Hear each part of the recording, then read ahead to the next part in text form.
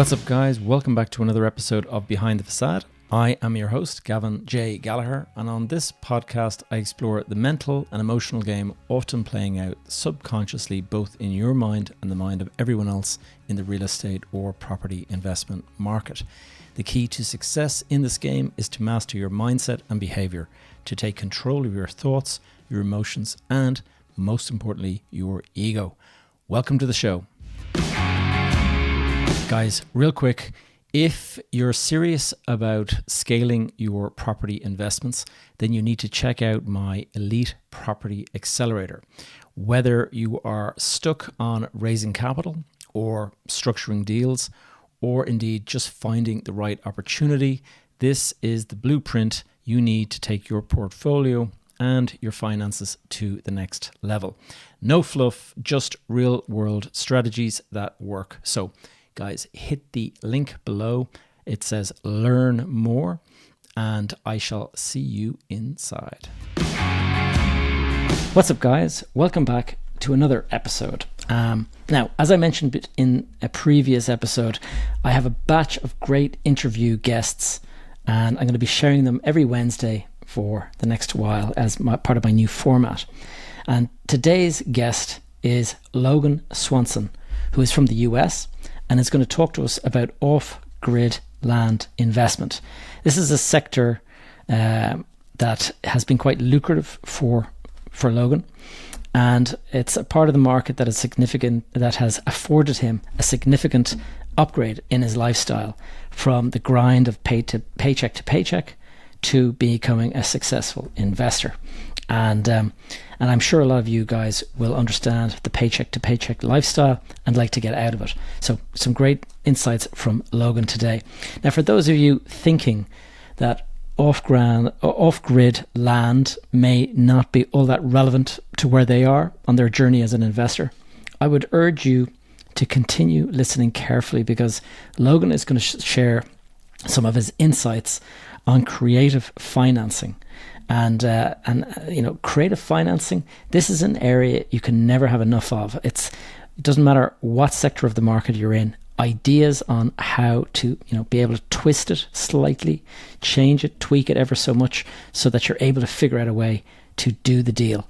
And as you will have heard me talking about resilience and tenacity and all these kind of things, this is part of it. Being creative, being resourceful, and figuring out ways to get the deal over the line. So, guys, without further ado, I bring you Logan Swanson. Logan Swanson, welcome to the podcast. Hey, thanks for having me, Gavin. Logan, you have a podcast of your own, which we'll talk about at some stage, but I just thought, as is always the case, we podcasters always like to introduce our guests or get them to kind of give a little brief intro to the audience. So go ahead. Okay, yeah, perfect. I'll give you the quick rundown. I started, I guess before I got into real estate at all, I was working in construction, in restaurants, things of that nature. I had 3 kids, and I was kind of in that place where I was looking at myself in the mirror and saying, hey, I don't really have the ability to spend time with my kids. I'm working nonstop, and I'm not even really saving money. We were still paycheck to paycheck. And I got interested in real estate. People said, hey, that's where you get rich, right? You get into real estate somewhere. And I was just flummoxed. I didn't know how to get started. They're like, go buy a house. I'm like, well, I can hardly afford my house. So how am I going to go get another house and then hopefully arbitrage, make $100 a month or $200? It just didn't make any sense to me.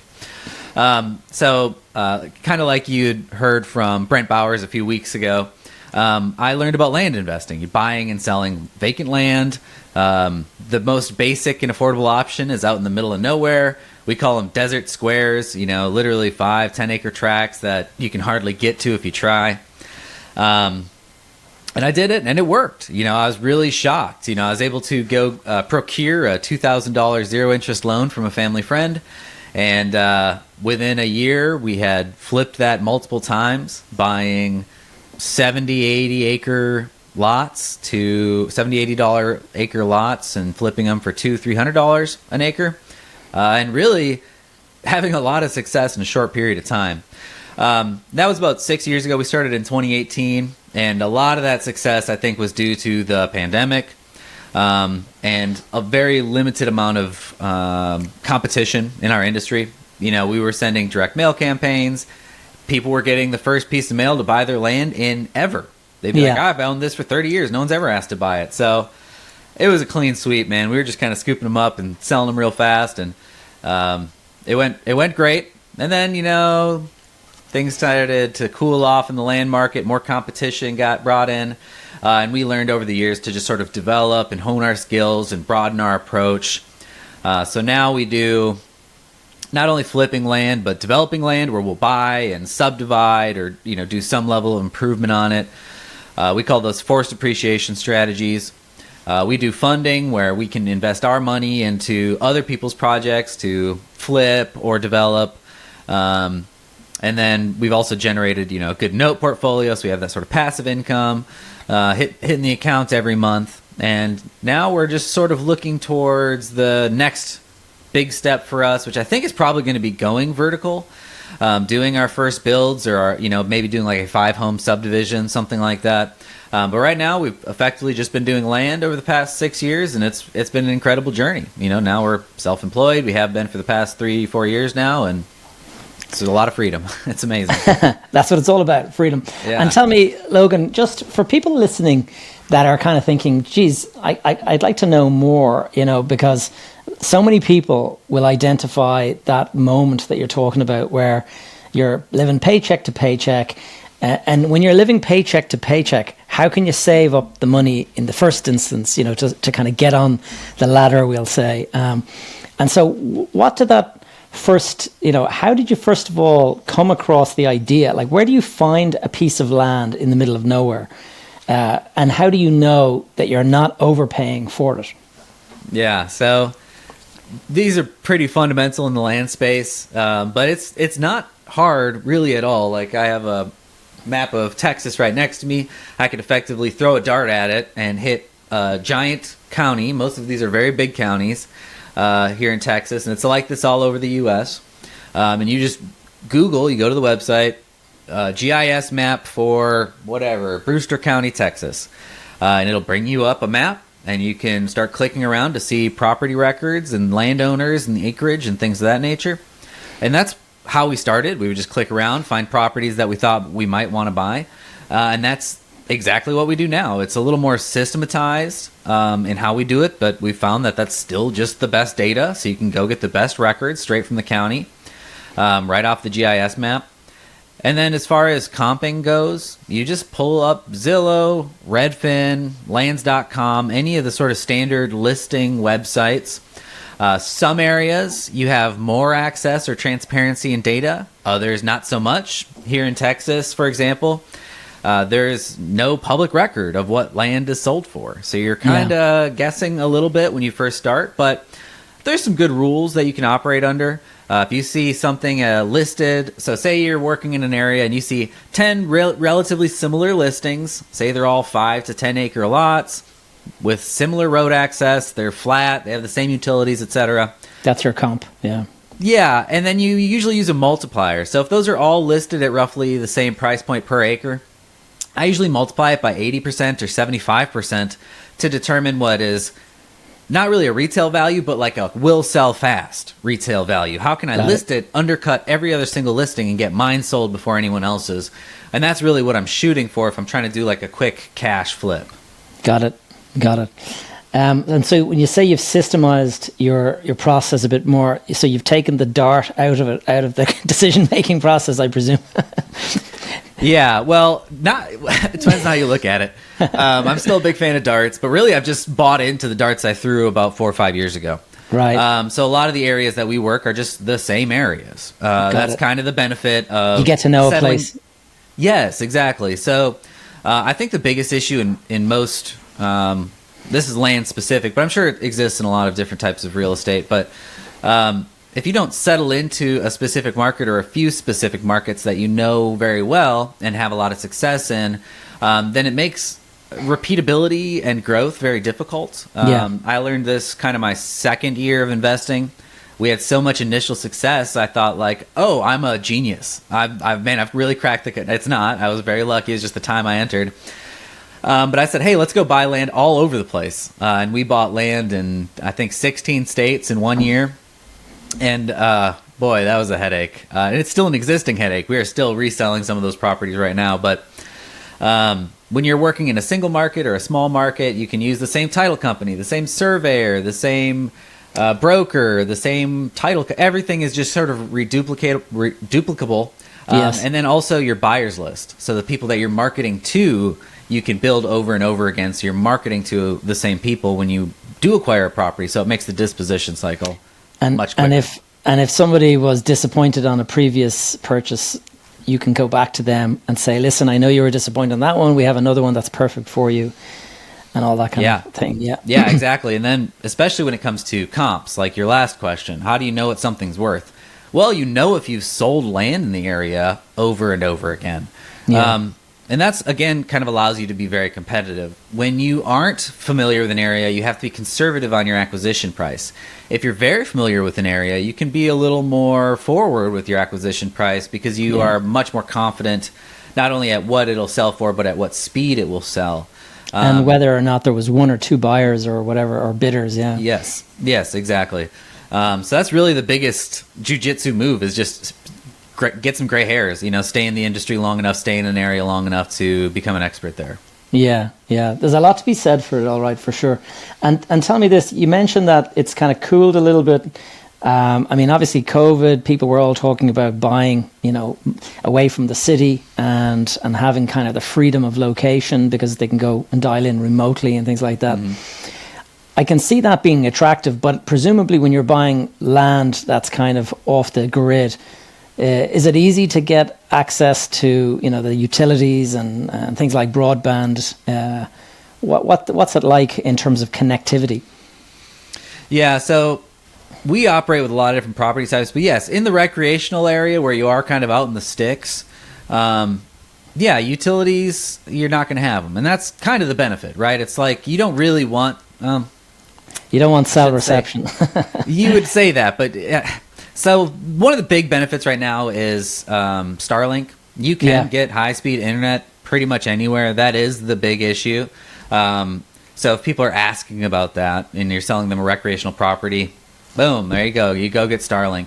There's solutions for everything else that pre-exist and have existed for a long time. Like if you need to tote water in, they have big water totes. If you need whatever. Pretty much everything else can be attended to on a recreational property.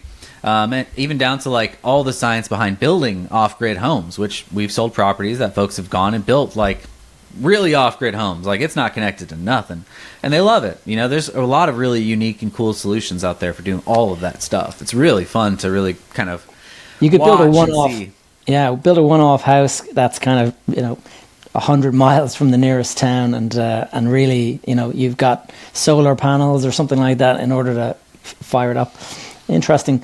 And when you talk about recreational, like for some of our audience in different parts of the world, they may be wondering, what do you mean? Are you talking about for shooting or hunting, or what do you mean by recreational?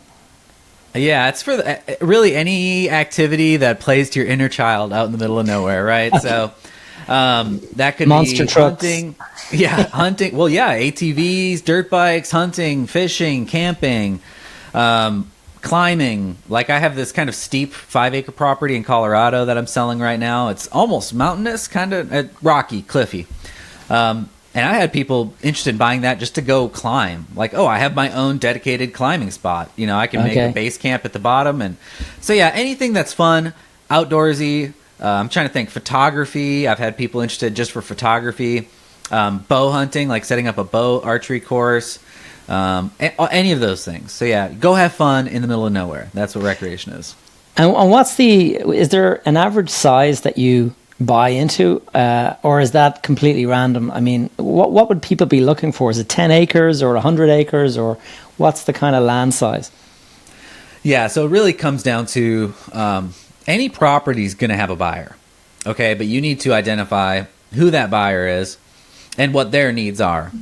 So I could go buy a 5-acre property in Colorado and market it as a hunting property, but no one can effectively hunt a 5-acre property. So I'm not really marketing it to my ideal buyer.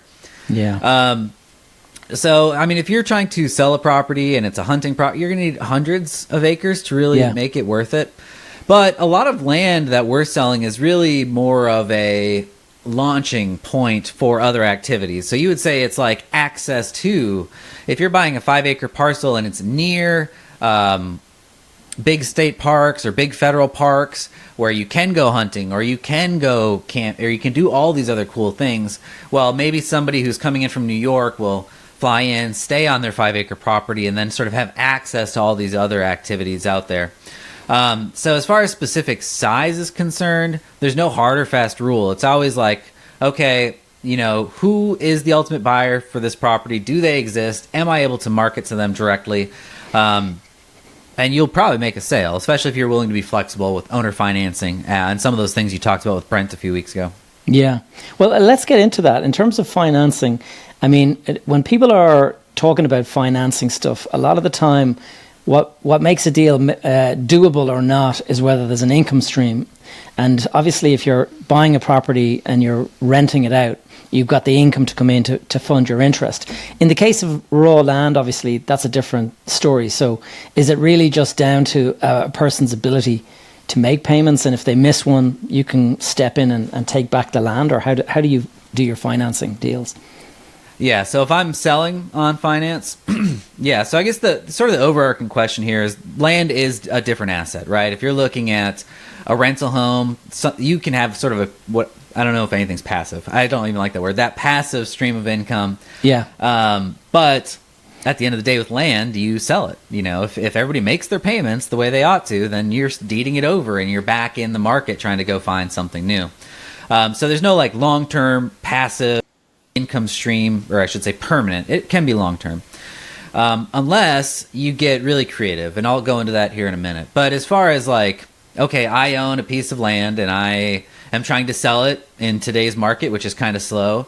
Yeah, a lot of people expect me to finance it to them. There are, in America, very specific methods for this, and I'm sure it's different in terms of the legal structure all over the world.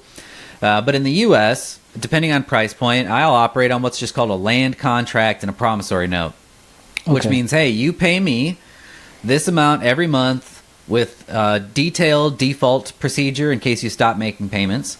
If you stop making payments, I keep the land. I just go resell it. It's very similar to like car dealers who sell their cars, tote the note, is what they call it in the U.S., where they're financing their own cars.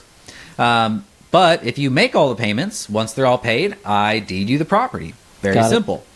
Now, there is a way to make sort of lifetime money on land, and it is much more technical, but it is extremely valuable. So this is something that we're pursuing this year more in earnest. We tried last year, and we weren't really quite able to put it together. But land leasing is a very profitable opportunity here in the United States. Now, when people think of land leases, I think oftentimes they imagine like an agrarian lease where, say, I own a field somewhere and some farmer leases it from me. You can make some money doing that. You're not going to get rich, as far as I know, unless you own wide swaths of very valuable farmland. But more realistic, you can go buy commercial property that's at major intersections or near major intersections, or more ideally sort of in the path of where the next major intersections are going to be. Yeah. And you can hold that very affordably. You can have some farmer grow hay on it and effectively hold it for no cost until the path of growth starts catching up. And when that happens, in lieu of selling it to someone to subdivide, you sort of entitle a plan around it. Maybe this section is for a gas station. Maybe there's some public storage in the back there. And then there's enough room for, say, 1, 2, or 3 pad sites in the front where someone might put a Taco Bell or a Starbucks or some sort of restaurant. And you can write absurd land leases, which equate to a triple net, right? It's like you are responsible for nothing. The person that's leasing is responsible for everything.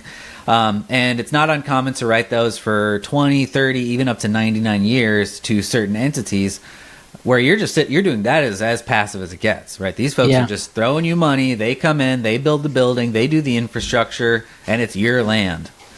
Yeah, I've seen that. Yeah, it's basically long leasehold interest. And we've, believe it or not, I've actually bought properties that have 999-year leases on them. And the person who gave the lease originally might have died 120 years ago. And you're still in the middle of this thing, and it has 700 years to run or something like that. Yeah, exactly. And that's kind of the one of the things that we've always been concerned about is, okay, what happens, like we're attempting to build wealth, right? And the goal for building wealth is to hand it to the next generation. Well, I have bought enough land from people to know that you can actually burden your children with land if they don't really know what to do with it or how to sell it or whatever.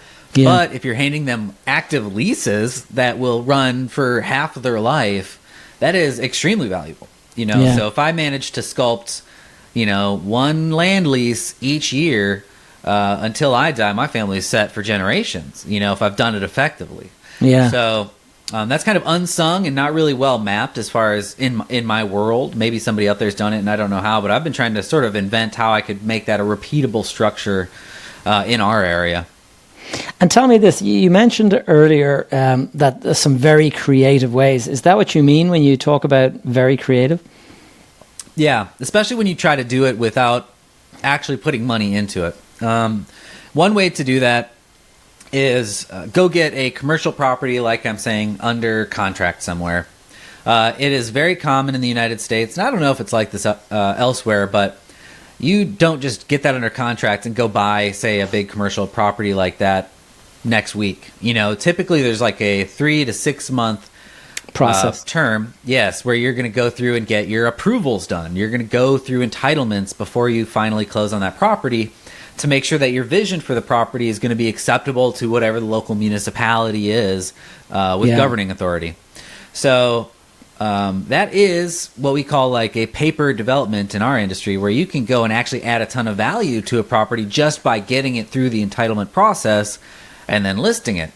So one goal of mine is to go find one of these intersection corners, like a 4 or 5 acre lot on an intersection corner that I think is going to be a big deal someday, and go through and do the entitlements on it. So here's where the gas station is going to be. Here's where the public storage is going to be. Get all that drafted up with a civil engineer, put it in the packet, send it to the city, whatever, municipality, whatever entity, exactly. Get it approved, and then bring it to market. And I would sell off the gas station pad. I would sell off the public storage pad. I'd sell off maybe 2 of the pad sites that are going to be future leases for somebody, and then I'm just going to keep one. And ideally, my efforts will make it so that in that 6-month period, yes, I'll probably have to put some capital up to do the surveying and the entitlement work and things like that, but I should be reimbursed, and ideally with a little profit after the entitlement work's done, and then I can walk away with my real prize, which is one leasable property. That's one of my goals, and if I can make that system work, I'm going to try to do at least one of those a year. Yeah, I've seen this done in operation, and in this country where I'm based, what I've seen done before is that you buy agricultural land, and we'll say that's the cheapest land is the agricultural land, and you might be buying at a few thousand per acre or something like that. And what we would do then is open up the county development plan or the local town area plan. And they have these every 8 years or so, they come up with a plan for the development of the future. And you can see sometimes they'll have roads that are planned for, we'll say, it to be built in the next decade or 2 decades. And they'll have just dotted lines saying this is the line of the new road that we will eventually put in.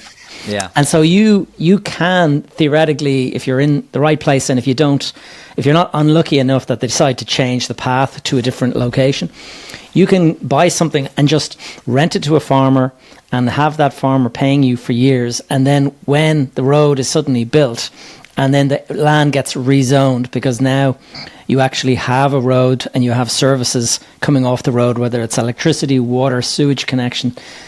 And you can be looking at a 10x or a 50x kind of increase in value. And so it is definitely worth doing. It's just, do you have you can't be in a rush for this kind of thing. It has to be something that you kind of park it away, the way Warren Buffett would buy stocks in a company. Yes, exactly. And it's funny, I live here in Dallas, Texas, And I've had the luck to go meet, like, so we were talking about going to the county maps earlier and looking at land ownership. And one thing that I noticed, because I grew up in a trailer park in the middle of rural Wisconsin, so I have like no understanding of wealth or people that owned a lot of things. It was just completely foreign to me. So I was shook when I started like looking at county maps and seeing like one family owns half of this county. Like, what is going on here? And a couple years back, I was here we call it bird dogging. Like I was trying to go find deals for a developer that was way past me, but trying to earn some value and get connected with him. So I went to this county where he said, hey, I need land in this county for my next development. And I started calling and meeting all the landowners out there. And it's kind of funny. Anyways, one of the things that I was bribing my way in is I like smoking brisket meat. It's a big thing here in Texas. So I would cook up brisket and then I'd call these old Texans that own a ton of land and be like, hey, if you have lunch with me or if you meet with me, I'll bring you a pound of my brisket. And they would always say yes. So I had some really interesting sit downs with like really wealthy landowners in the area. And that is exactly what they were, not in a rush for anything. So we would show up and I'd be like, we're cash buyers, we have money, we're ready to close. And they would just throw out exactly what they're willing to sell it for. And we'd be like, we'd try to negotiate with them and they just didn't care. They'd say, no, we know exactly what this is worth and when it's going to, you pay this now or somebody else pays it in a year or two or whatever. There's no rush. And as far as like predictably finding where properties are going to appreciate, if you're in the right market, like Dallas-Fort Worth is kind of an insane market in how quickly it's growing. You're not guessing. You kind of know. Everywhere there's a major road running off in the distance, it's going to grow along that road. That's the path of growth in this area. Yeah. So as long as you get familiar with the market, the path of growth is relatively predictable unless there's some sort of violent phenomena that occurs. So buy along the path of growth. And if you're, that's kind of what we call land banking in our industry. If you're smart, that's the sort of land that you're going to buy. And it's not going to double in value overnight, but 4 years, 5 years, 10 years, you're going to be able to sell that for a good amount of money if you're doing, a little bit of homework up front. And tell me this, do you ever have difficulty with the land? I mean, in terms of somebody moving onto your land and squatting on it or anything like that? I'm sure stuff like that can happen. Yeah, it happens, especially in these recreational lots that are kind of out in the middle of nowhere. We've had it happen multiple times, and the worst is they kind of know what they're doing. I think this is very similar to what happens in like rental homes, where someone will just come in and squat. I guess this happens a lot in Georgia or areas where they have very renter-friendly laws. But people will like owner finance land with us, and it's very clear, like, you can't live on the land, you can't build on the land, any improvements have to be approved, we have to approve it. But as soon as they sign that contract and give us a couple $100, they'll go roll out there with their RV and stop paying us. And I guess it's only happened twice, and neither time did it end up being a huge headache. We called a sheriff one time and they got spooked and left some trash. We had to clean it up. And then we have one person right now that I know purchased a property from us about 6 or 7 months ago, and they know they're not supposed to live on it. They know they're not supposed to move on it. They don't own the land, so I don't know how they could start getting permits and things, but they can. And they missed a couple payments, so I sent somebody out there to go look at the property, and sure enough, they had cleared it. They have a mobile home on it. They've done all sorts of stuff.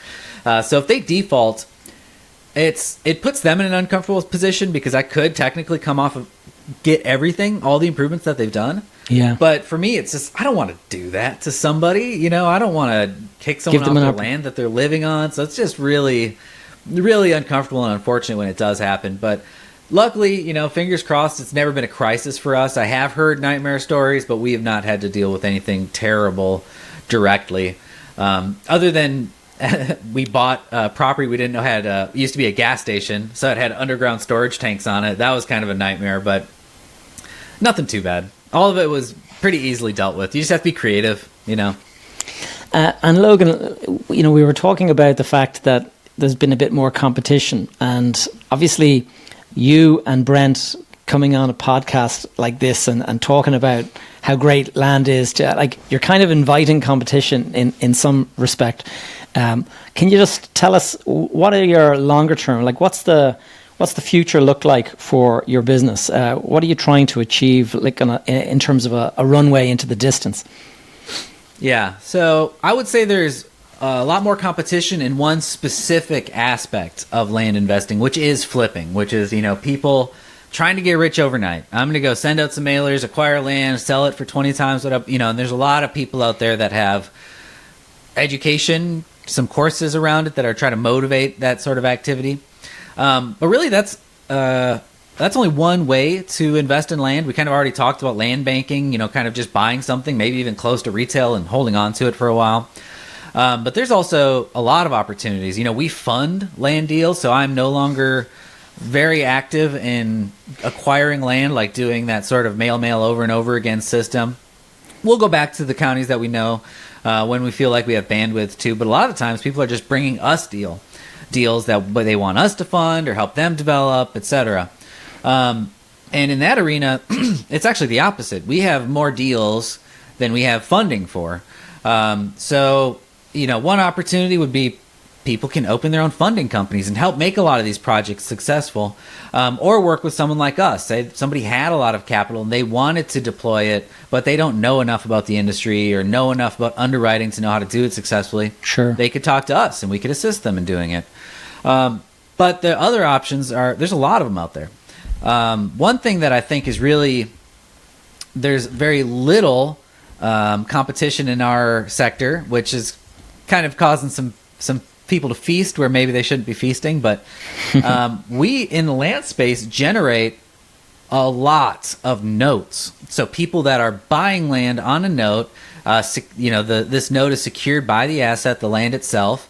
So you're talking about a loan note or a promissory note? Yes, promissory notes. But these are often structured a little more formally, like the land contract that we use very often for properties under $50,000. It's not the most secure thing. I don't suggest an investor coming in and trying to buy those. You can. It's just much more speculative. But a better option would be, you can do what's called in the States a deed of trust. So somebody can, go close at a title company, go through the formal process of purchasing a property, getting their name on the deed, and then the title company will issue a very official note that is saleable, that has title insurance on it already. And usually people are adding interest in my industry of 10 to 12% is pretty standard on a land contract or a land note that we're originating. But because of the nature of our industry, it's cash intensive. So most of the time that a land investor is originating a note, they would rather sell that note at a discount to someone else to get the cash fusion back into their business to go do the next deal. Right. So there is a glut of notes in our industry that you could buy and make very generous returns on if you knew enough to underwrite, or you knew who to partner with to underwrite something like that. And that's where I'm like, I need more competition. I need people who can come in, understand how to build a note portfolio, understand maybe evaluating land a little bit, doing a little bit of due diligence there, then buying these notes, one, so that there's a little more competition and I could sell a note and actually make a little bit more money. That's a selfish benefit to us.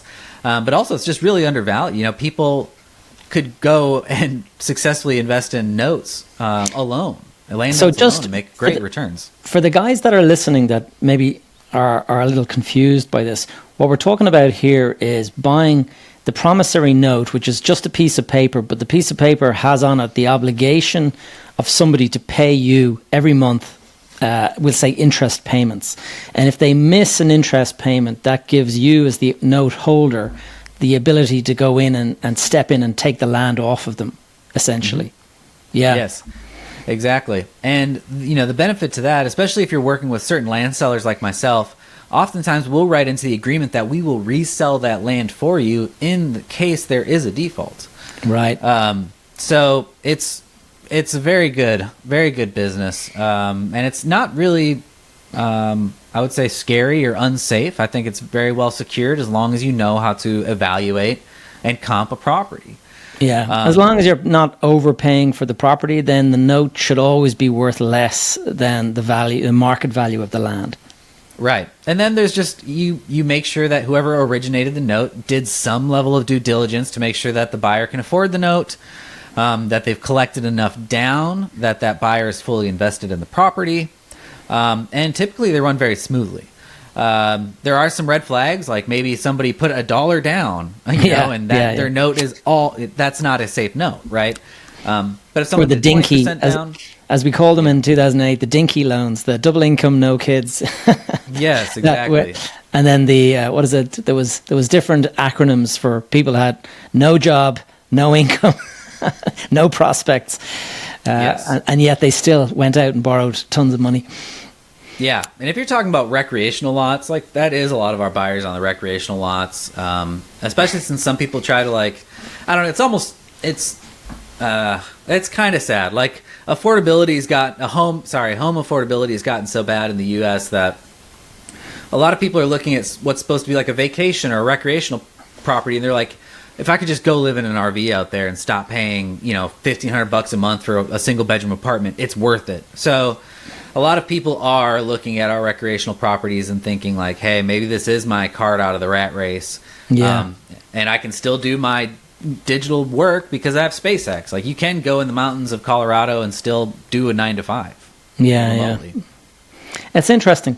Tell us, Logan, in terms of, you mentioned that you were struggling financially when you started this business and you started to make some money and it started to work for you and stuff. How much would you say your mindset has changed since you started this process? Oh man, it's day and night. It started changing right before I got into real estate, when I was doing sales for a construction company. And it was really my first commission-only job. And I realized, this world does not operate the way I thought it did. When you're in that hourly or salary mentality, you just kind of assume that is actually the structure or the framework upon which the bigger economy rests. And it's not. This whole economy is built around handshakes and deals, and you do this, I'll do this, you make this, I make that. It's really so much less, I don't know, secure than I thought it was. I don't know. I just thought it was very structured, and it's not as structured as I thought. Yeah. But I remember I had a good month in my sales job, and I made a $10,000 check, and I was like, I never thought that I would receive a $10,000 check. I didn't know what to do. I was sitting here holding it, looking at it like, I don't know what to do. Yeah. So there was that mind shift. I was like, instead of working 50 hours for somebody, I could apply myself, intensely but creatively, and actually double or triple my income through that process. So when I got into real estate, I had been grinding, and especially if you're working in restaurants or you're working 60 hours a week at the beck and call of whoever happens to be in front of you at the time. It's just kind of a nightmarish job in a lot of ways. Yeah. So I realized, if I just took half that effort and applied it into my own business, I would be fine. And that's kind of how it ended up working out. Now, granted, like I said, we entered the industry in a very lucky time, but it's because of our effort that, we are in what some might call a downtime. Now, I think it's about to trend up because the election's over, and we're already seeing a lot of that right now. But yeah, that's how we survived. It's we just work harder, and we know exactly what we don't want to go back to. So it really does. It's like this phase shift where all of a sudden you feel a lot more in control of your life. But even then, now that I've seen enough deals fall apart at the last moment and things like that, I've actually learned much more of I have to be so zen. I just kind of have to be detached from success or failure, or don't even frame it that way. These are just things that are happening around me, and sometimes they result in more money, and sometimes they result in more headache or confusion. And so nothing. It's funny. I've just returned from Dubai, and I was at a conference over there, and it's amazing how the way the mind works is. I was listening to this athlete who he was actually a CrossFit athlete, and he started a gym business. And he started this business a couple of years ago before Alex Hormozi had the big success that he had. And he was explaining how he was doing really well in his business. He was pulling in something like $50,000 a month in his business. And then he met Alex Hormozi, and Alex was saying, how much are you earning per month? And this is before Alex was the big, huge sort of star that he is now.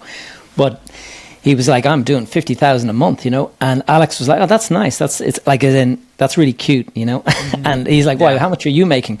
And he was making something like 2 million a month. Yeah. And when he heard that, he was just, oh my God, I had no idea that was even possible. And he said within 4 weeks of that conversation, his business had gone from 50,000 a month to 200,000 a month. And it's incredible how somebody just like this conversation we're having now could unlock something that's mentally holding somebody back, just where they kind of go, I didn't even know that this land stuff was possible. And now my mind has been opened that this is a possibility, and now all of a sudden they're going to be out there looking at what's possible.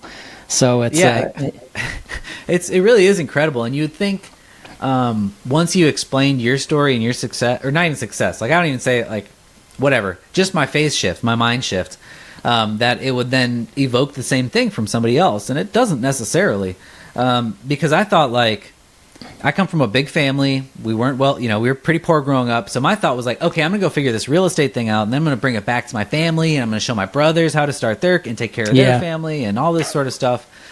And they didn't seem interested at all. I guess one brother did. He did a little bit. There's that old saying, you can lead a horse to water, but you can't make it drink. And it's amazing. You could come and sort of say, listen, this is how to make money. And people will just like, yeah, not interested.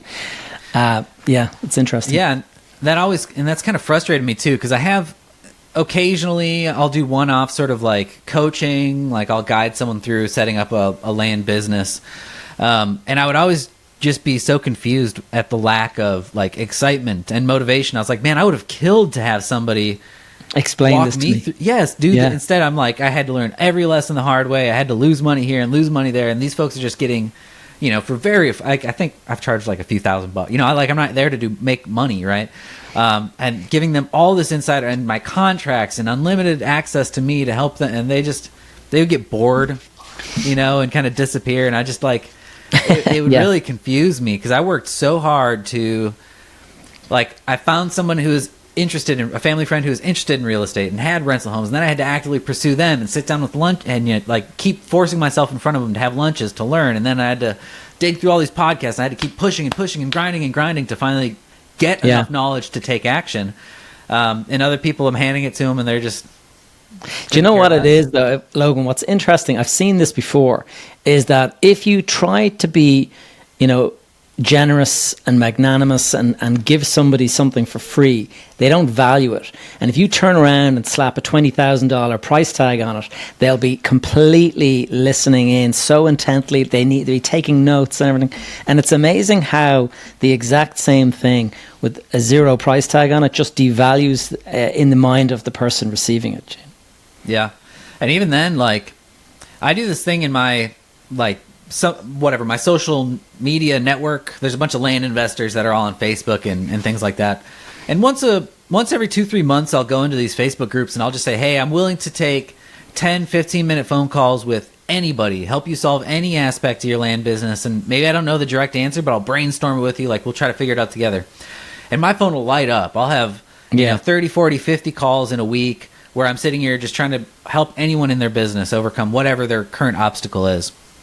And what I always end up hearing is that people have the same exact issues, and it's almost always just like a lack of creativity and effort. And I feel bad saying that to them, but I'm like, they're bringing me completely solvable issues, things that you can completely overcome if you just, like, you mentioned Alex Hormozy, like, he has this routine when he works. He, like, puts in headphones and then headphones over his headphones and turns all the lights out and, like, he just hyper focuses. And I kind of do similar, but it's like very small increments. I'll do that for like 30 minutes or an hour, and then I'm like, honestly, that's kind of like a day for me. But I'll accomplish so much in that time period because I'll really focus and attack my tasks. It's just clear these people aren't doing those things. Yeah, it's so true. Logan, tell us about your podcast. Yeah, so my podcast is the Land Fixer podcast. And what we do on that podcast, there's a lot of like land flipping podcasts where there's some guru or somebody who's just interviewing land flippers over and over again, and it's good content, but it ends up being redundant for me. So I started a podcast where I feel like I could approach any topic as it relates to land. And it's mostly because it's hard to get me to shut up when I'm interested in a topic. So my wife got sick of me talking to her, so she said, here's a microphone, and that's kind of where a lot of this... Go record a podcast. Yeah, exactly. So like we do a bunch of stuff on my podcast. We're covering, for example, one of our development projects in Tennessee, where we bought 300 acres and we're subdividing it into 27 lots. My partner in that is coming on as a regular guest, and we're just covering every step of it. What are we doing? The headaches, the complications. I've interviewed brokers and agents that specialize in land, people that specialize in acquisitions, myself who specializes in disposition. I'll cover topics about that. I have a podcast episode coming up where we're going to talk to a probate attorney, and we're going to learn about the legal structure around inheritance, because that's a very, very common issue in our industry. Yeah, and if you master that, you can make millions. So it's really like anything that I can relate back to land. I had one on mental health and spirituality as it relates to investing. So yeah, land related anything that runs the full gamut. And tell us this, Logan. I like to ask my guests, what one piece of advice would you give your 18-year-old self if you had an opportunity? Community is everything. Go in search of networks. I have never... that's probably the most valuable thing I've ever done. Like when I decided I was going to get into real estate investing, the first thing I did was start a real estate investing group. Even though I knew nothing, I was like, I bet people who do know things will show up. And then I'll have relationships with them. And that's really served me better than almost anything else in my life, was being able to shake hands, look people in the eye, and have genuine conversations. That's great advice. Great. Logan, I'm conscious of time. Let us talk. If somebody wanted to reach out and connect with you, what's the best way to find you and connect?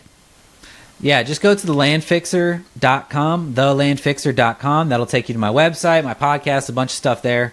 If you just want to email me directly, say you have a property in the States that you want to do some sort of development or forced appreciation strategy on, or whatever. If you think I was interesting enough to talk to, you can reach out to me at thelandfixer@gmail.com. That's landfixer, Fixer, @gmail.com. And I'll be happy to chat. Brilliant. Well, I'll put links in the show notes below so people can find that. Awesome. Logan, it's been great talking with you. I'm wishing you the best, and have a great day. Same. Thanks, Gavin. Thank you for tuning in to another episode of Behind the Facade. If you enjoyed the show or found it useful in any way, could I please ask you to take a moment to leave a review over on iTunes or Spotify or wherever you listen to podcasts. There is no algorithm for the podcast, and so the only way we can get other people to find out about it is when it's shared by you. So if you can do that, it'd be great. If you have any questions or topics you'd like me to cover on future episodes, please connect with me via the school community, or just send me a message on Instagram or wherever. You'll see the links in the show notes below. You can stay up to date with all of my content and the projects that I'm working on by signing up for my weekly newsletter, and you'll find a link below in the show notes for that too. That's all for now, guys. I'll see you back here same time next week.